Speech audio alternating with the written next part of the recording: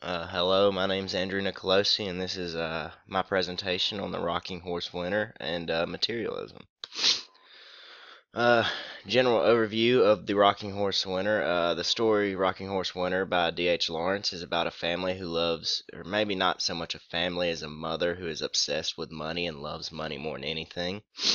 This is showed by the mother, whose name is Hester, is constantly complaining about money troubles and her father being, unlucky and a gambling addict. And then their son, Paul, who is a good son, who is dedicated to helping his mother and making his mother as happy as possible, starts getting in on the horse betting and trying to improve the financial situation within the family.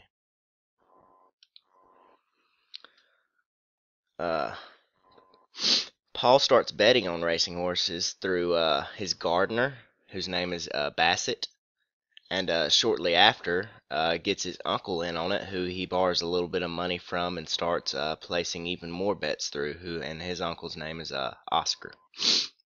Now towards the end of the story, Paul wins a ton of money on betting on horses. I think it's actually the Kentucky Derby he bets on.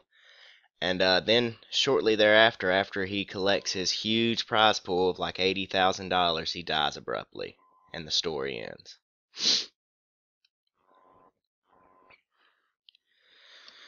Now, the first example of materialism within the story is materialism. Materialism is presented all throughout the story, and especially at the very beginning of it. Hester, who is Paul's mother, is obsessed with money throughout the story, and is shown by the quote, "The house whispering all the time, 'There must be more money. There must be more money.'" And I thought that really showed the materialistic views his mom brought to the table. Next, materialism is shown in the story by Uncle Oscar giving Paul money to bet and giving advice on to bet, or not so much advice as helping him bet for to get money for his mother.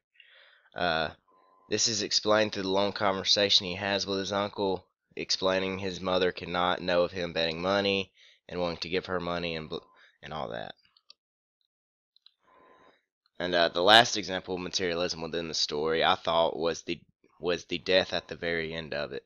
I feel the death of Paul at the end of the story represents the danger of materialism and what a son will do to satisfy the materialistic or just needs of his mother and his family at the end of the day.